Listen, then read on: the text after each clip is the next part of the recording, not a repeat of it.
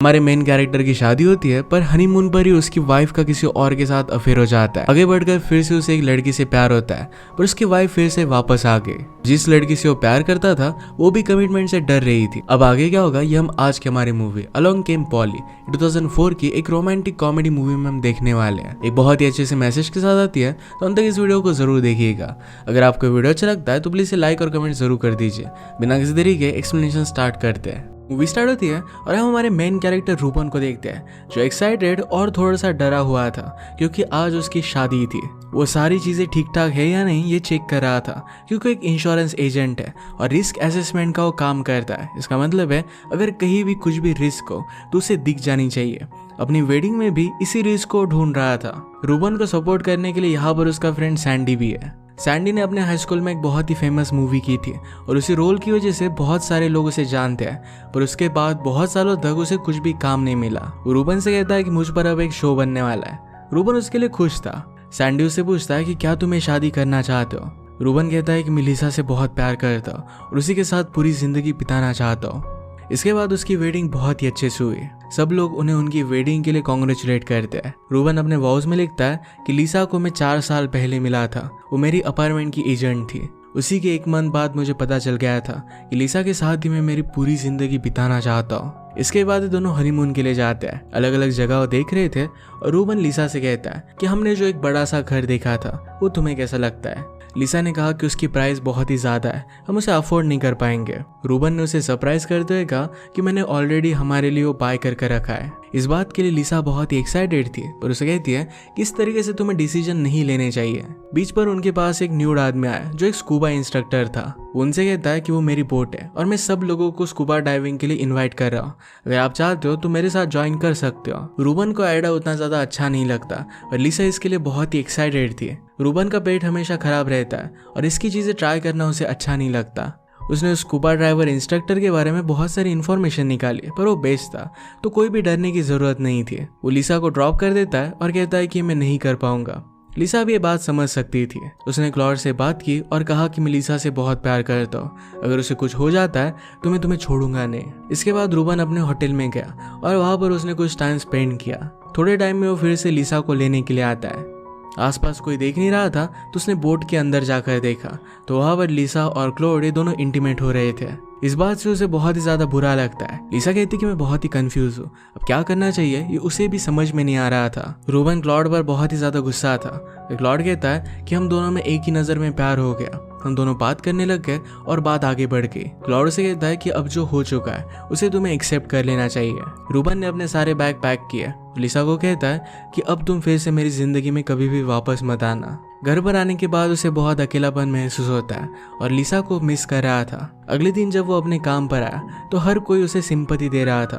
वो ऑफिस में जाता है तो उसके लिए बहुत सारे कार्ड्स लोगों ने रखे हुए थे। वहां से गुजरते वक्त बॉस उसे कहते हैं कि मुझे तुमसे बात करनी है। रूबन उन्हें टालने की कोशिश करता है, पर वो भी उसके साथ बाथरूम में आ गए। बॉस कहते हैं कि मुझे पहले ही लगा था कि लिसा का कैरेक्टर अच्छा नहीं है, तुम अगर छुट्टी लेना चाहते हो तो ले सकते हो। रूबन इसके लिए मना करता है। बॉस ने कहा कि तुम्हें एक बहुत ही बड़े से क्लाइंट को चेक करना है। कंपनी तो बहुत ही अच्छी है, पर उसका जो ओनर है ये हमेशा रिस्की चीजें करता रहता है, तो उसका असेसमेंट तुम्हें करना पड़ेगा। इस क्लाइंट का नाम था लेलैंड। रात में रूबन ने उसके और लिसा के लिए जो घर बाय किया था ये वो देखने के लिए गया। वो घर जाकर अपनी वेडिंग वीडियो देख रहा था, पर वहां पर सैंडी आ गया। सैंडी वहां पर भी अपने फिल्म क्रू के साथ आया था। वो रूबन को समझाता है कि अब तुम्हें मूव ऑन करना चाहिए। रूबन को अभी भी लगता था कि शायद लिसा लौटकर वापस आ जाएगी।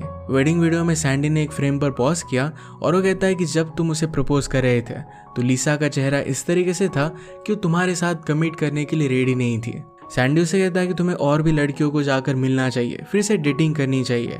रूबन कहता है कि अब मुझे डेटिंग में इंटरेस्ट नहीं है, मैं अब एक हस्बैंड की तरह रहना चाहता था। सैंडी फिर उसे एक पार्टी में लेकर जाता है। पूरे पार्टी में उसी के साथ रहने वाला था, पर जैसे वो पार्टी में पहुंचते हैं तो वहां से वो चला जाता है। इस पार्टी में हमारी और एक मेन कैरेक्टर जिसका नाम है पॉली, इस सर्विंग का काम कर रही थी। उसकी फ्रेंड उसे कहती कि क्या तुम्हें यहाँ पर कोई पसंद आया।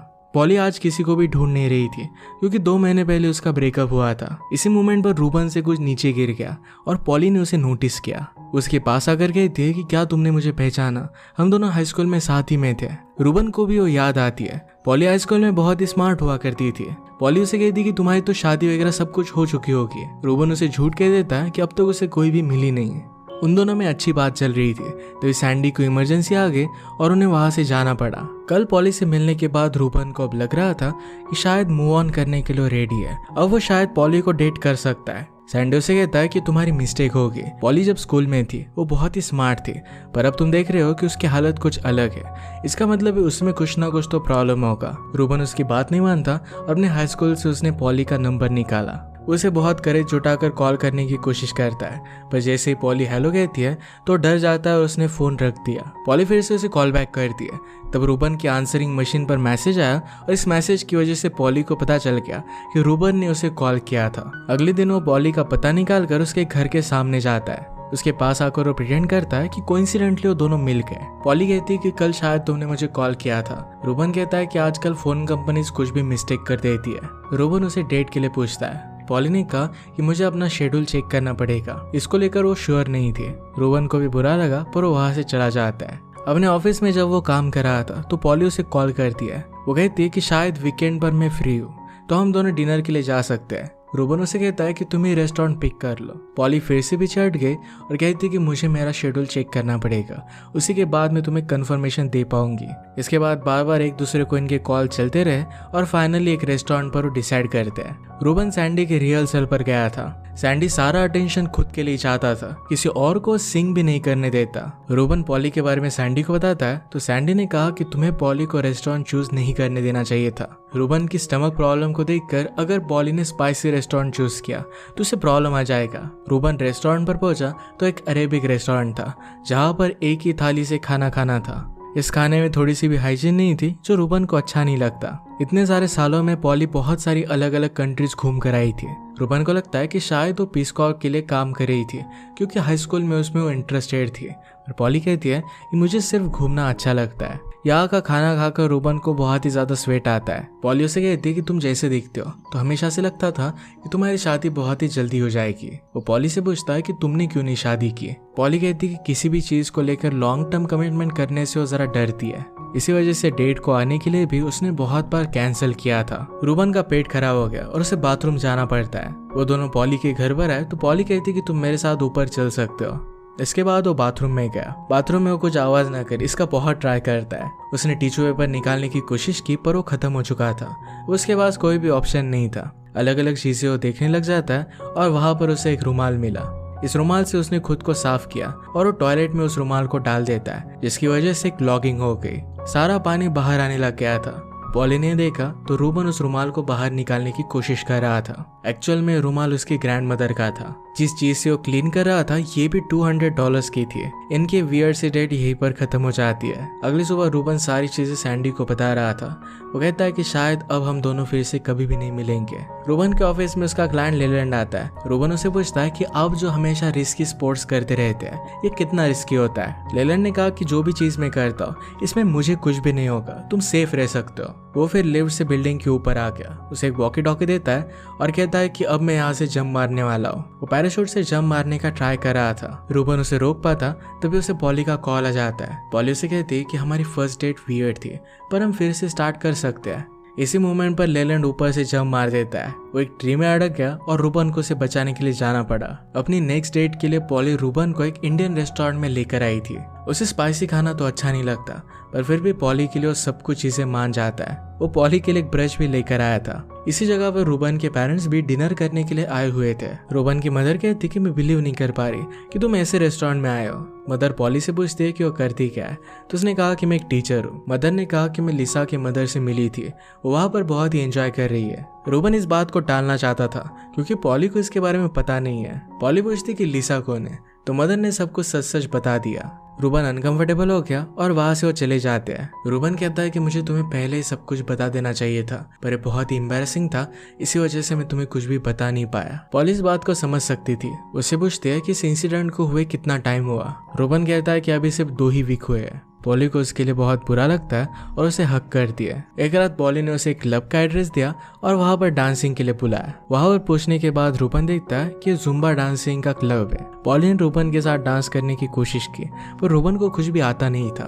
पॉली का एक फ्रेंड वहां आकर उसे डांस के लिए पूछता है और फिर वो दोनों डांस करने लग गए। वो जिस तरीके से डांस कर रहे थे ये देखकर रूबन को बहुत बुरा लग रहा था। वो पॉली से कहता है कि मुझे जाना पड़ेगा। पॉली उससे पूछती है कि क्या तुम यहाँ पर एंजॉय नहीं कर रहे। रूबन कहता है कि तुम जिस तरीके से डांस कर रहे थे ये मुझे अच्छा नहीं लगा, शायद हम दोनों को एक दूसरे को डेट नहीं करना चाहिए। पॉली कहती है कि अब तक तुमने अपने बारे में मुझे कुछ भी बताया नहीं है।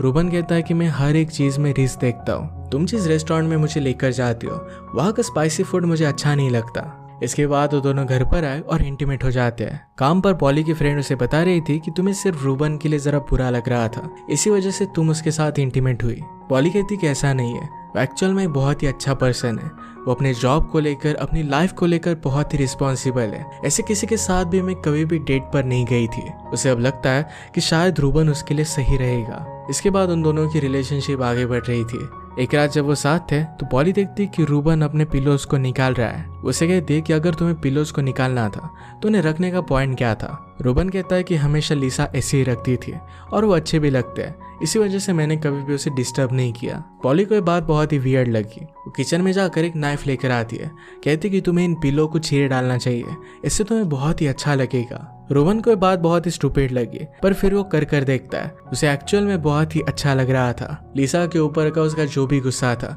ये सब कुछ जो पिलोज पर निकाल देता है। एक रात वो दोनों फिर से सालसा डांसिंग के लिए जाते हैं। वॉशरूम में था तो ये पॉली के फ्रेंड से मिलता है। उसे कहता है कि जिस तरीके से तुम पॉली के साथ डांस करते हो ये मुझे अच्छा नहीं लगता। पहले तुम्हारे जैसे आदमी की वजह से मेरी वाइफ मेरे लाइफ से चली गई, अब मैं पॉली को तुम्हारी वजह से खो नहीं सकता। पॉली का फ्रेंड उसे कहता है कि मैं के हूँ। रूबन इस बात से सरप्राइज था और उसे कहता है कि क्या तुम मुझे डांस करना सिखा सकते हो। वो फिर उसके साथ डांसिंग के लेसन्स लेने लग गया। रूबन के ऑफिस में सब लोग एकदम प्रोफेशनल अटायर पहन कर आते थे। पॉली जैसी थी वैसे उसके पास आ जाती थी। पॉली ने रूबन के कंप्यूटर पर देखा तो वहां पर एक प्रॉब्लम था जो रिस्क असेस करता है। यहाँ पर लेलैंड जो भी चीजें करता है इस सब के बारे में लिखा हुआ था। पॉली कहती कि बेस जंपिंग तो बहुत ही अच्छी लग रही है। रूबन कहता है कि वो बहुत ही ज्यादा रिस्की होता है, रिस्क की वजह से वो कभी भी कुछ भी चीज ट्राई भी नहीं करता था। नेक्स्ट सीन में रूबन लेलैंड के साथ खेलने के लिए आया था। उसे कहता है कि जिस तरीके से तुम अपनी लाइफ जीते हो अगर ऐसा है तुम कंटिन्यू करोगे तो हम तुम्हें इंश्योरेंस नहीं दे पाएंगे। लेलैंड कहता है कि पहले तुम्हें मुझे जान लेना चाहिए, इसके बाद अपना डिसीजन देना चाहिए। मैं नेक्स्ट वीक सेलिंग के लिए जा रहा हूँ, वहां पर तुम आ सकते हो। रात में रूबन इसके बारे में पॉली को बताता है। पॉली इस बात से बहुत ही एक्साइटेड हो गई, कहती कि वहां पर जाने में तो बहुत मजा आएगा। उसने खुद को इनवाइट कर लिया। रूबन कहता है कि यह तो बहुत ही अच्छी बात है क्योंकि फ्यूचर के लिए तुम प्लान कर रही हो। बार में नट्स का बॉल पड़ा हुआ था तो पॉली उससे खा रही थी, पर रूबन उसे रोक लेता है। कहता है कि यहाँ पर बहुत सारे लोग आते हैं, अगर तुम ऐसे इसमें खा लोगे तुम्हें बहुत सारे इन्फेक्शन हो सकते हैं। पॉली फिर भी उसकी बात नहीं मानती और खा लेती है। आज रात भी वो डांसिंग के लिए आते हैं। रूबन ने अपनी स्किल से पॉली को इम्प्रेस कर दिया। पॉली अब उसके प्यार में पड़ रही थी। वो दोनों रूबन के घर पर आते हैं, पर अचानक से वहां पर लिसा वापस आ चुकी थी। पॉली ने कहा कि तुम दोनों को बात करनी चाहिए। पॉली कहती कि तुम्हें इस तरीके से छोड़ना है बहुत बड़ी गलती थी। वो फिर से अपनी लाइफ उसके साथ कंटिन्यू करना चाहती थी।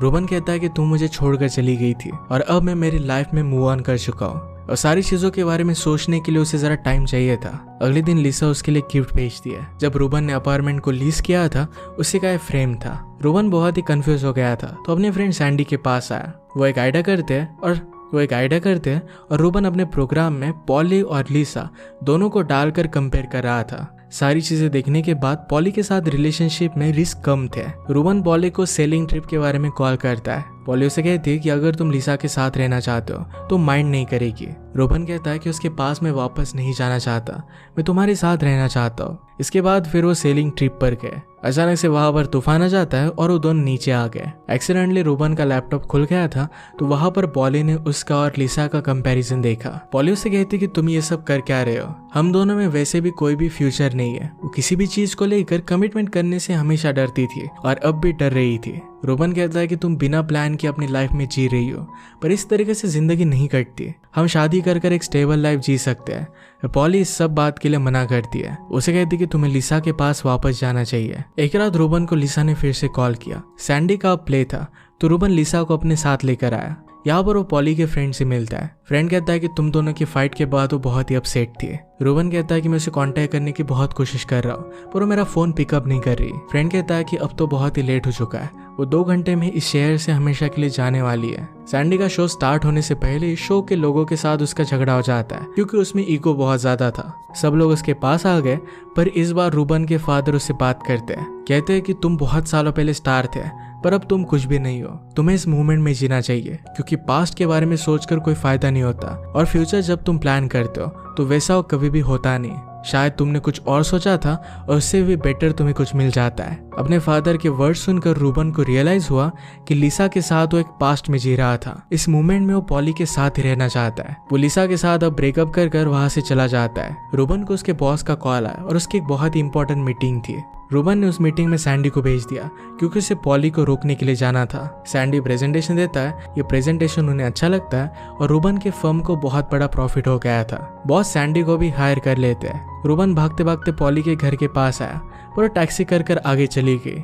वो डोर में देखता है तो पॉली अपने पेट को भूल गई थी। वो उसे लेकर घर जा रहा था, पर पॉली वापस आ गई। रूबन उसे कहता है कि मैं तुमसे बहुत प्यार करता हूँ और तुम्हारे साथ ही रहना चाहता हूँ। पॉली कहती कि मैं कोई भी कमिटमेंट नहीं चाहती और तुम कोई भी रिस्क नहीं ले सकते। पॉली मान नहीं रही थी तो प्रूफ करने के लिए कुछ नट्स बाय करता है। ये उसने नीचे जमीन पर फेंक दिए और इसे वो खाने लग जाता है। रूबन कहता है कि अगर अभी तुम शादी नहीं करना चाहती तो हम फ्यूचर का बाद में सोचेंगे। पॉली उसके बाद मान जाती है। इसके बाद उन दोनों को हम एक वैकेशन पर देखते हैं। उनके पास क्लॉड फिर से आता है। क्लॉड ने रूबन से पूछा कि क्या ये तुम्हारी वाइफ है। रूबन कहता है कि हम दोनों सिर्फ फ्रेंड्स हैं, पर पॉली कहती है हम दोनों की रिलेशनशिप उससे बहुत ज्यादा है। अब वो फाइनली एक कमिटेड रिलेशनशिप के लिए रेडी हो गई थी। क्लॉड उन्हें फिर से डाइविंग के लिए बुलाता है, पर पॉली ने कहा कि हम लेलैंड के साथ सेलिंग के लिए जा रहे हैं, जो बहुत ही रिस्की था, पर फिर भी अपनी लाइफ में वो रिस्क उठाना सीख गए थे। इसी मैसेज के साथ ये मूवी एंड हो जाती है। अगर आपको एक्सप्लेनेशन अच्छा लगा तो प्लीज़ इसे लाइक और कमेंट जरूर कर दीजिएगा। ये बहुत सारी मूवीज लेकर आते रहता हूँ, तो प्लीज़ चैनल को सब्सक्राइब कर दीजिए और बेल नोटिफिकेशन आइकन दबाना मत भूलिएगा। हम फिर से मिलेंगे और एक नई मूवी के साथ। तब तक के लिए थैंक यू और आप अपने आप का ख्याल रखिए।